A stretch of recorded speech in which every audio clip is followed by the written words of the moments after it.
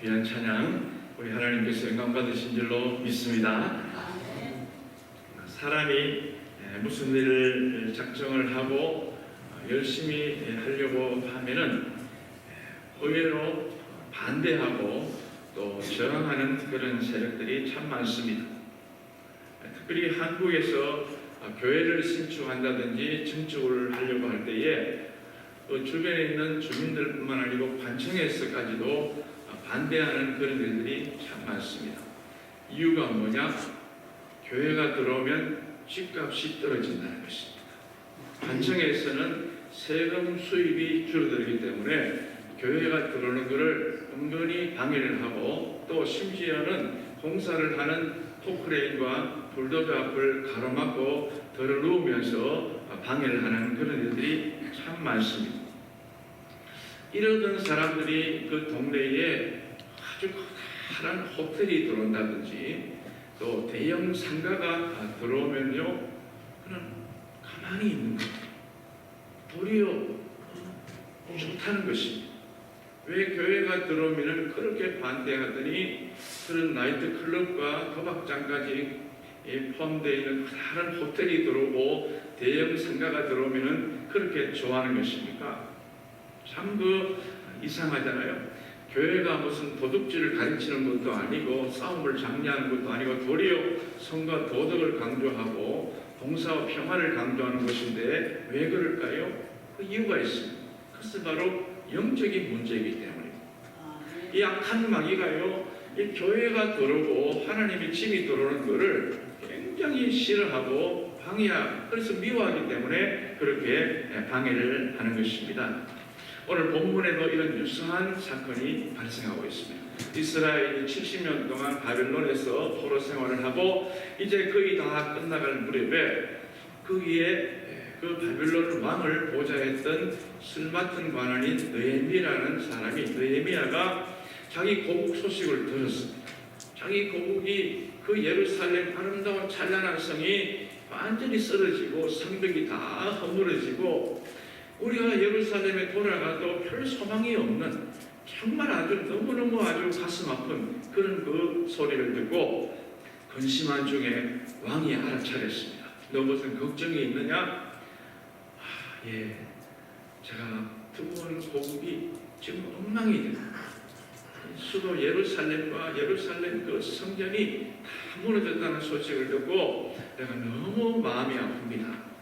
그러니까 그 바벨론 왕이 그 느헤미야를 총독으로 세워가지고 그 나라 가서 너 가서 그 성벽을 복원해라, 성전을 재건해라 이렇게 기회를 준 것입니다. 이때 이렇게 돌아오니까 그 지역에 이미 또 70년 동안 그 이스라엘이 없는 자리를 차지하고 있는 또 다른 그 지역의 사람이 있지 않겠습니까? 그것이 바로 산발락과 도비아와 아라비아 사람 게셈이라는 이름도 별로 안 좋아요. 게셈. 눈이 개슴츠레하겠습니다. 어떻게 산발락, 도비아, 게셈이라는 사람이요, 이 이스라엘이 와서 백성들이 와서 성벽을 막 건축하고 막 재건하고 막 이렇게 하는 걸 보고 함부로 우리 땅에 와서 그렇게 하느냐 막 그러면서 방해를 하는, 그걸 못하게 하고 너 이래가지고 이스라엘의 유다의 왕이 되려고 그러지. 너 모시고 있는 왕이 있는데 왕을 배반하고 모반하고 네가 여기 왕이 되려고 하는 거지. 내가 그걸 보고할 거야. 이런 식으로 말을 방해를 하면서 못하게 하는 그런 장면이 오늘 본문에 나오고 있습니다.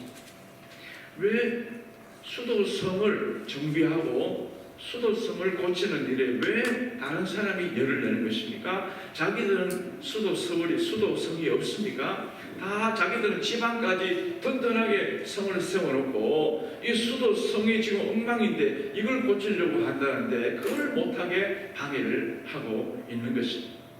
이게 바로 다 악한 세력이 그 역사하니까요. 예루살렘 하나님 예배드리는 성전을 보수하고 성벽을 고친다 그러니 마땅할 리가 없죠. 마음이 불편한 것이죠. 그렇게 해서 계속 와서 계속 방해하고 아주 작업을 못하게 만드는 그 내용이 오늘 본문에 기록이 되어 있습니다. 우리가 이걸 보면서 우리가 몇 가지를 깨달을 수 있죠. 우선은 무슨 일이든지 위기는 올 수 있다는 것이죠. 어떤 강한 데서도 반드시 위기는 온다라는 것을 우리가 알아야 돼요. 호사다마라는 말이 있지 않습니까? 좋은 일에는 더더욱더 이 악한 세력이 더 많이 역사를 하게 되는 것입니다. 오늘 본문 1절에 보니까 산발락과 도비아와 아라비아 사람 게셈과 그 나머지 우리 원수들이 내가 성벽을 건축하여 허물어진 틈을 남기지 아니하였다함을 들었는데 그때는 내가 아직 성문의 문짝을 달지 못한 때였더라 이렇게 말했습니다. 그러니까 완전히 완공을 다 한 것이 아니에요.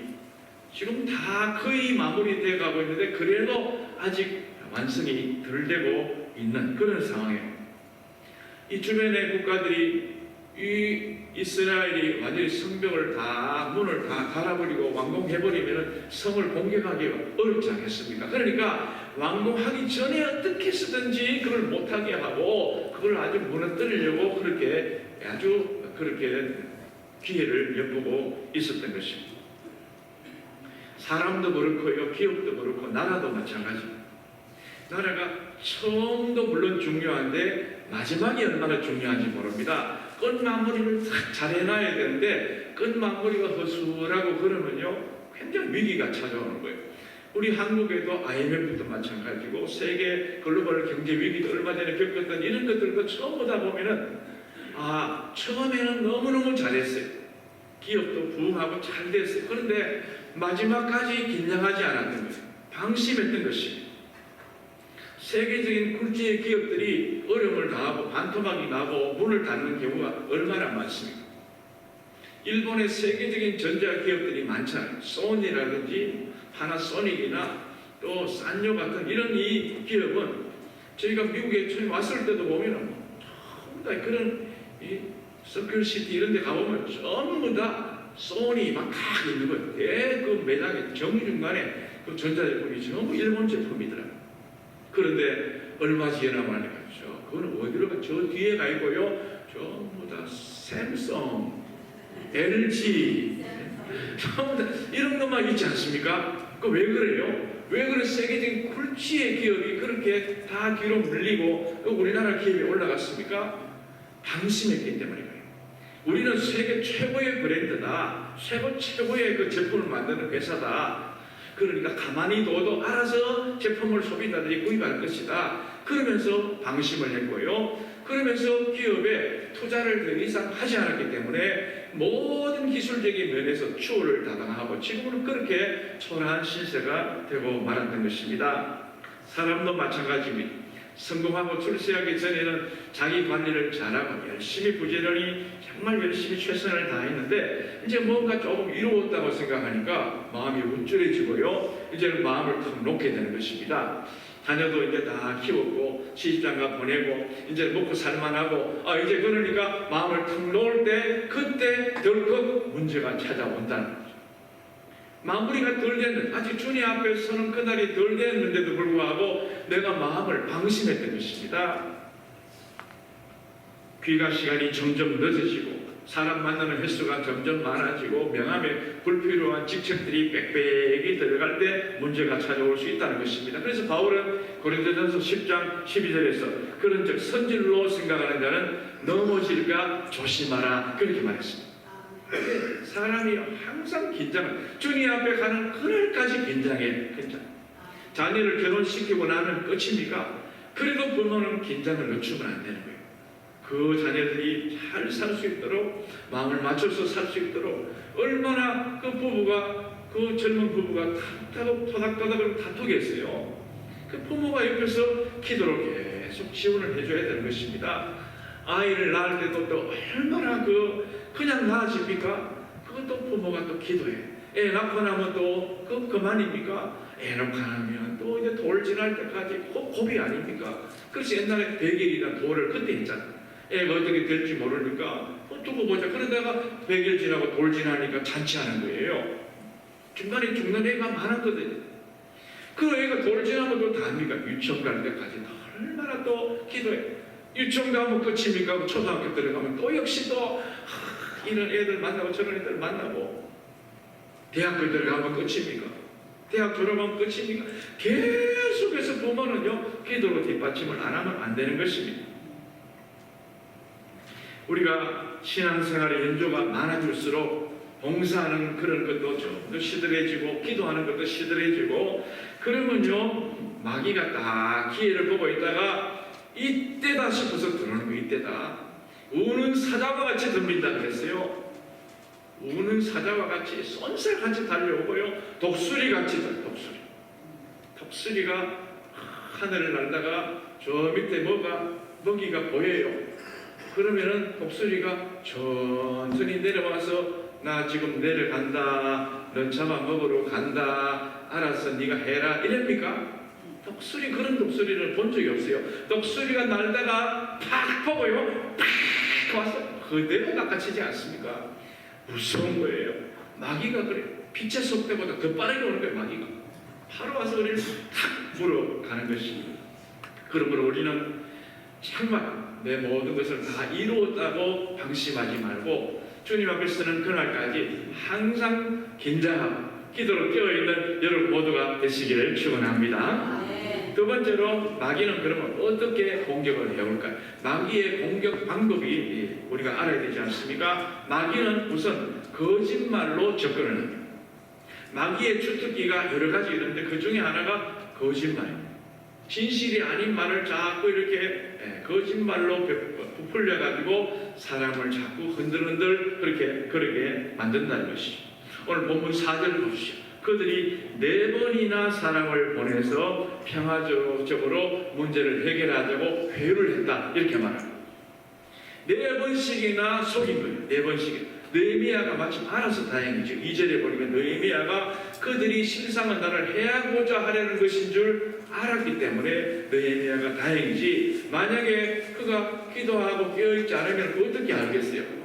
만나 평화적으로 협상하자. 그러니까 그냥 덜컥 나갔다가 바로 위협을 당하지 않겠습니까? 이 느헤미야가 만나봐야 아무런 유익이 되지 않고 도리어 자기에게 손해가 될 줄 알았기 때문에 느헤미야가 노라고 이야기했습니다. 우리가 신앙생활에도요 때때로 예스 노가 필요한 것입니다.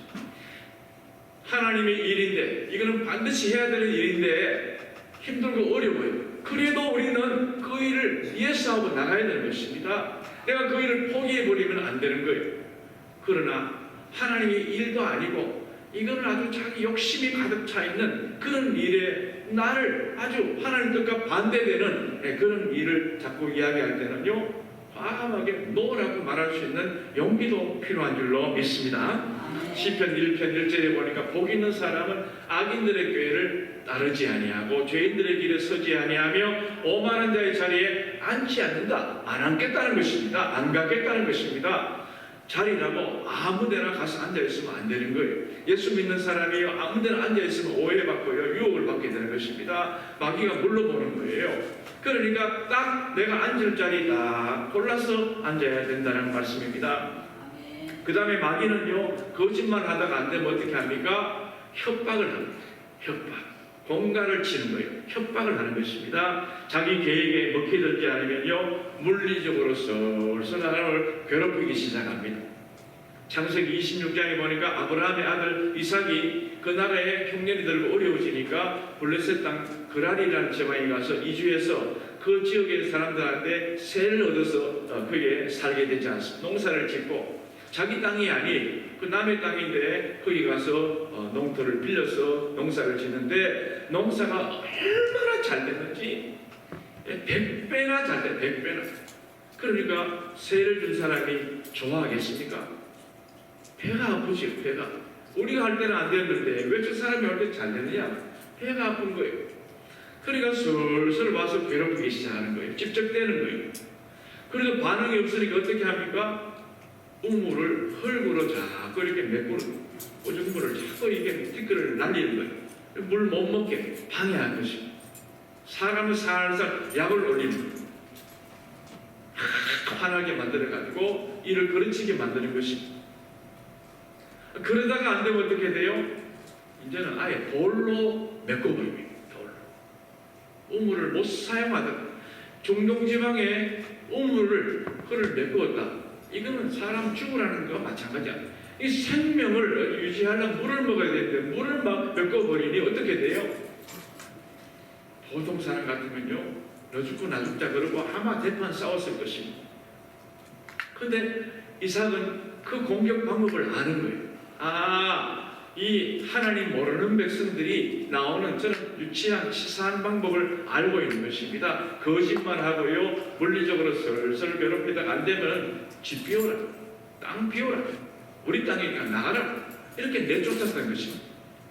그러니까 이 이삭이 어떻게 해요? 이삭은 하나님 믿는 기도의 사람이니까 이거는 마귀의 공격이다 이렇게 봅니다. 영적인 이 문제다. 그래서 그들과 대항해서 싸우지는 않았습니다. 그들과 대항해서 다투지 않았다 그랬어요. 자기 목자들은 화가 나가지고 싸우려고 그러는데 목자들에게도 그러지 마라. 그리고 우리가 딴 데 가면 안 되느냐? 또 딴 데로 옮기는 거예요. 아무 말 없이 옮기는 거예요. 또 뭐 옮기는 거예요.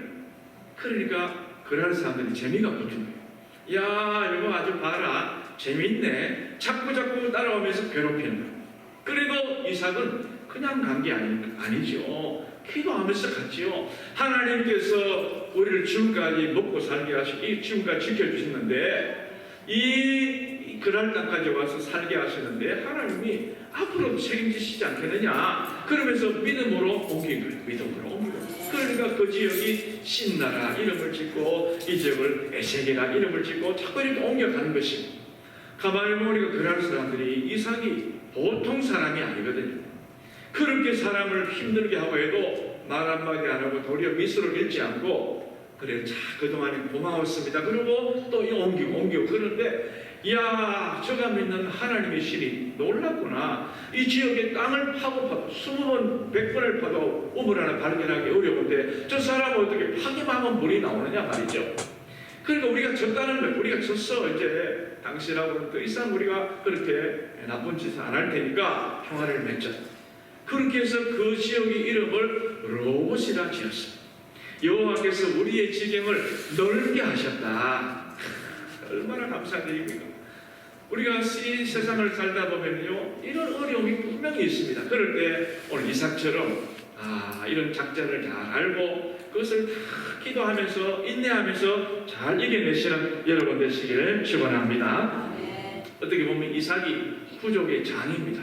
아브라함 밑에 이삭이 족장 아닙니까? 족장이 너무 연약하지 않느냐? 족장이 너무 유약하지 않느냐? 소극적이지 않느냐? 어떻게 저렇게 한다고 한번 해대지 않고 슬슬 피하기만 하냐? 이렇게 볼 수도 있었습니다만은 이삭은요, 그렇게 보지 않은 거예요.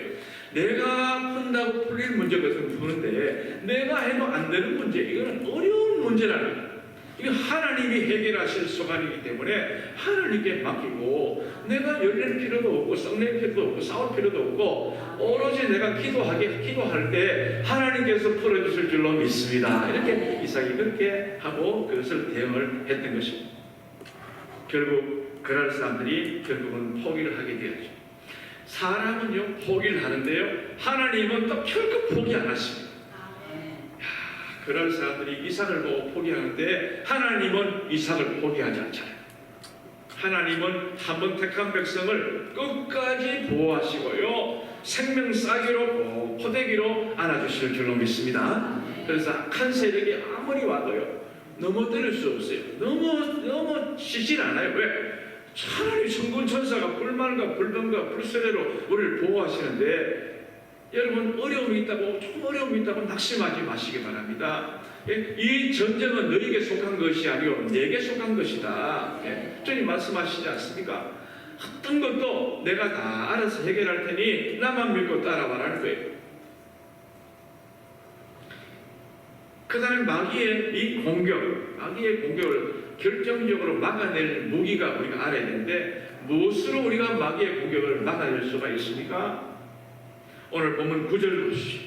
9절 말씀 우리 한번 다 같이 읽어보시겠습니다. 시작. 이는 그들이 다 우리를 두렵게 하고자 하여 말하기를 그들의 손이 피곤하여 역사를 중지하고 이루지 못하리라 함이라. 이제 내 손을 힘있게 하옵소서 하였노라 그랬어요. 이게 바로 중요한 무기가 나옵니다. 내 손을 힘있게 하옵소서.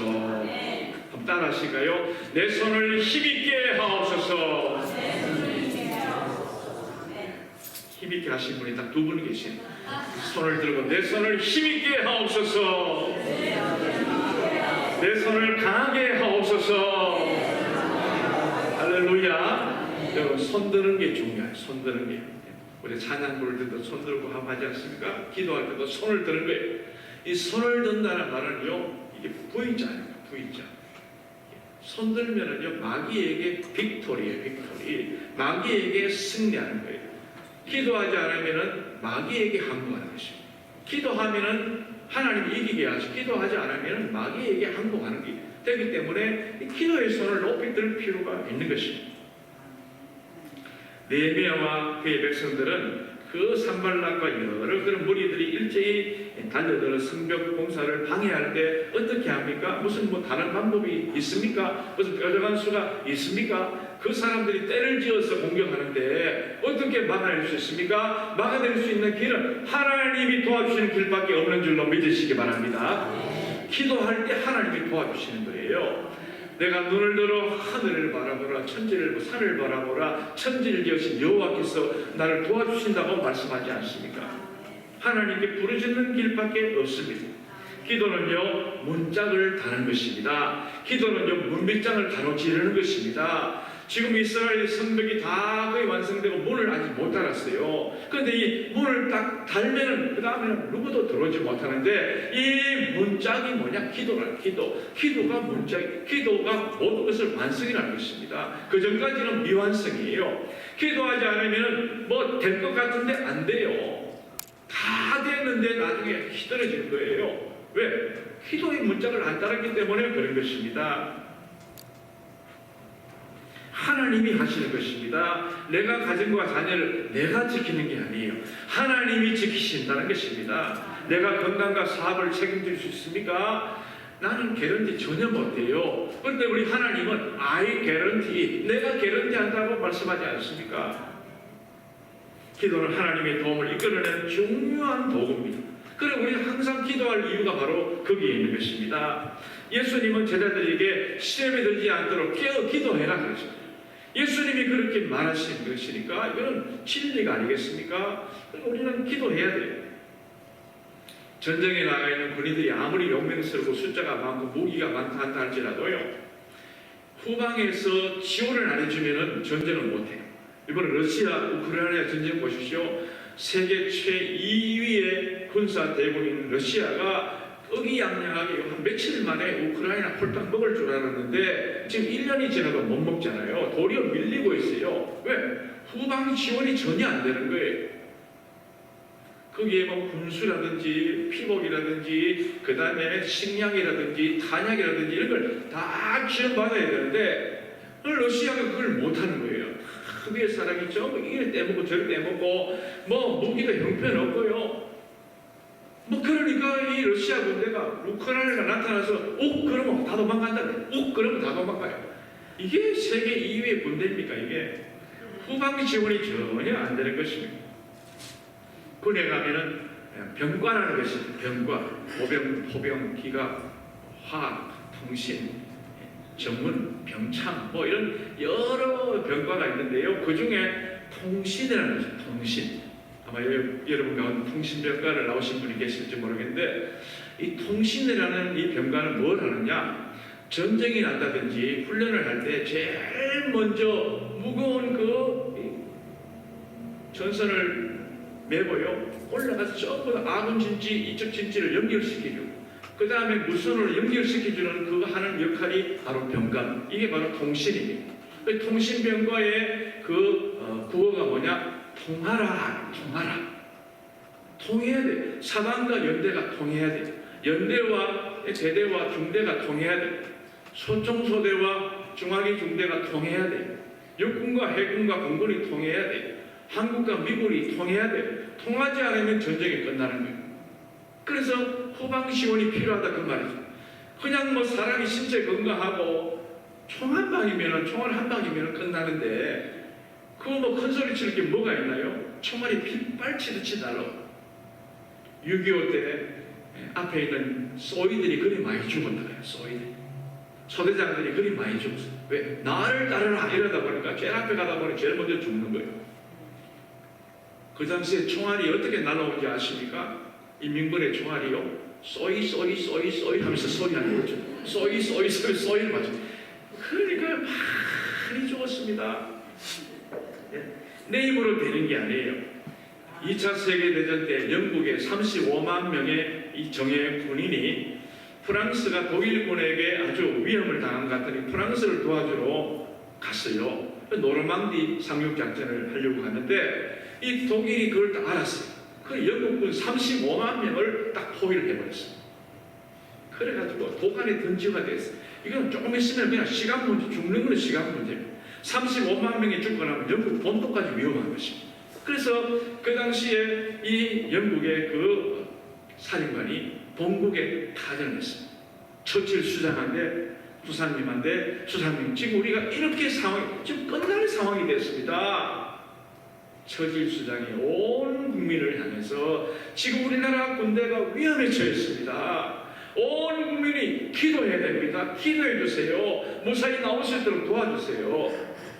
하나님께 기도의 손을 높이라는 거예요. 그러니까요, 기적적으로 그것을 빠져나와서 결국 전쟁에서 승리했다는 그런 일화가 있지 않습니까? 미군도 마찬가지입니다. 미군도 그 당시에 아이젠하워 대통령이 2차 대전에 아이젠하워 장군이 참석을 했는데 그 독일군과 치열한 전투를 이렇게 벌이면서 역시 미국도 고전을 했어요. 그런데 하나님께서 갑자기 역사하시니까요, 이 훤한 대낮이 완전히 그냥 비바람이 치고요, 각천호가 되어서 그 독일군의 전차, 독일군의 기갑이 전혀 움직이지 못하게 되었어요. 그래서 무사히 빠져나와 승리하게 되었다는 일화가 있지 않습니까? 근데 이것이 우연이 아니라는 것입니다. 백악관에서 루즈벨트 대통령이 그 군인들을 위해서 17시간 동안이나 꼼짝하지 않고 기도했다는 것입니다. 대통령이 그 국무위원들과 함께 그렇게 기도하니 하나님이 그 백성들, 군인들을 도와준 줄로 믿습니다.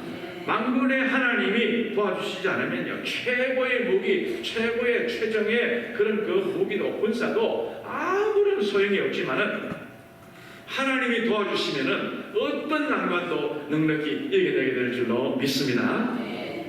오늘은 우리나라 고국이 6.25 73주년을 맞이하는 날입니다. 우리 교회 6.25 참전 용사, 우리 정영건 주사 오늘 못 오셨네요. 6.25 참전 용사도 계시지만은 6.25 전쟁이 얼마나 치열하고 얼마나 그게 위태위태한 전쟁이었는지 알 수가 없잖아요. 1950년 6월 25일 주일 새벽 4시 20분에 북한군은 탱크 200여 대를 이끌고 포를 일찍이 쏘면서 남한을 공격해서 3일 만에 서울이 그냥 뺏겨버렸습니다. 그런 나라가 어디 있어요? 수도 서울이 3일 만에 뺏기다니까요. 그리고 한 달도 안 돼가지고 낙동강까지 다 갔습니다. 나라 전체가 그냥 이 인민군의 정치팔백에 되어 말았지 않습니까? 완전히 끝났어요. 조금만 더 지나면 우리는 그냥 낙동강 넘어서 그냥 대구로 부산으로 오면 완전히 끝났습니다. 그런데요, 이 풍전등화와 같은 이 상황에 세계 16개국의 나라에서 군대를 보내는 거예요. 여러분, 16개국을 제가 어제 또 말씀 준비하면서 쭉 한번 봤더니요, 야, 이런 나라도 보냈나 싶을 정도로 고맙더라고요. 너무너무 고마워요. 미국이요, 지상군 30만 2천 명을 보냈습니다. 미 7함대를 보내고 막강한 극동공군을 보내줬어요. 영국도 지상군 14,000명과 함정 17척을 보냈어요.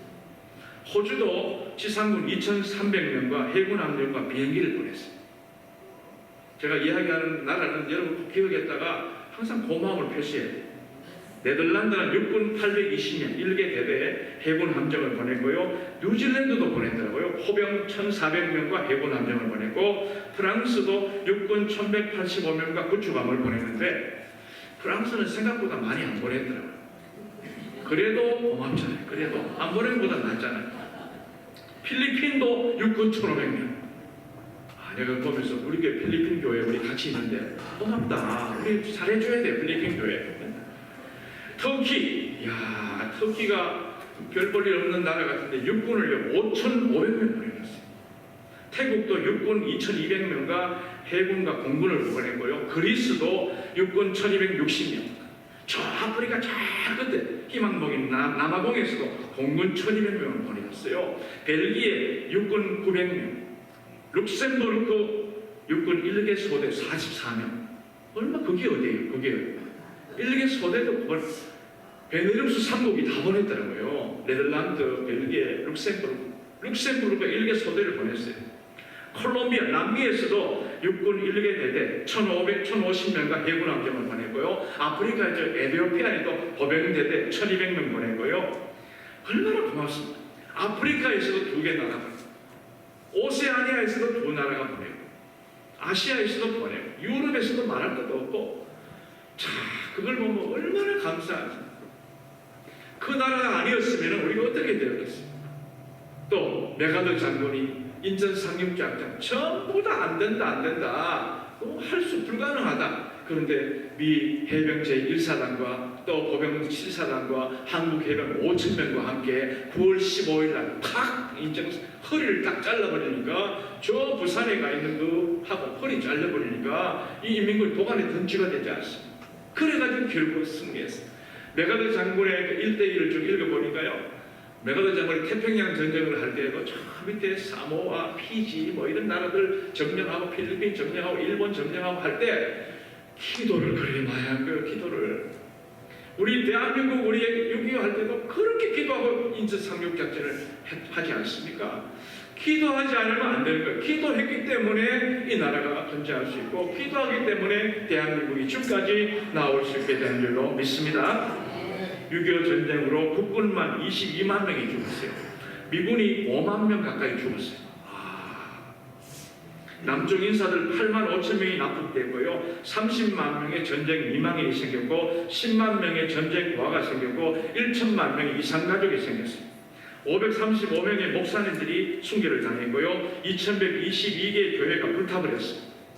이렇게 처참한 이 전쟁인데 지금 전쟁이 끝나고 73년이 지나다 보니까 완전히 사람들 기억 속에 점점 잊어버리게 되고 또 한국의 그 교육이 문제가 있다 보니까 그 점점 그걸 아예 모르고 있는 세대가 참 많더라고요. 한국정보통계원의 조사에 따르면 대한민국 초등학생의 35.1%가 6.25 전쟁을 북침이다 이렇게 알고 있습니다. 50.7%는 조선시대에 발발한 전쟁으로 알고 있는 거예요. 안 가르치니까, 잘못 가르치니까 이렇게 엉뚱하게 알고 있는 것입니다. 행정안전부에서 전국의 중고등학생 1,000명을 대상으로 실시한 설문조사에 따르면 56.8%가 6.25 전쟁의 발발 연도도 몰랐어요. 1950년에 일어난 전쟁인지도 모르다는 거예요. 38%는 다시 전쟁이 일어나면 싸우지 않겠다 이렇게 말한 것입니다. 17.8%만이 적극적으로 싸우겠다 그렇게 말했고요. 심지어 15.5% 학생들은 외국으로 도망가겠다 이렇게 말합니다. 어떻게 해서 지킨 나라인데 지금 이렇게 해서 나라를 그냥 홀딱 넘겨버릴, 완전히 그냥 나라를 그냥 넘겨버릴 그런 상황이 되었던 것입니다.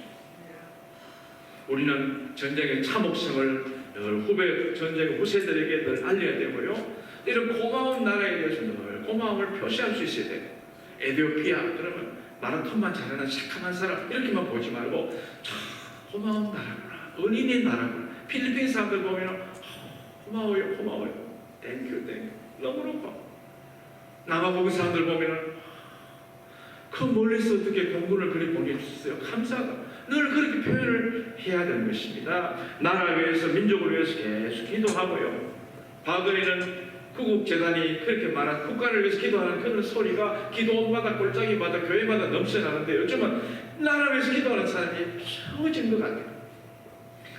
우리를 위해서 피 흘려준 미국에 대해서 고맙게 생각해야지. 참 미국 사람들 보면 자꾸 이렇게 싫어하고 그러면 어떻게 되겠어요?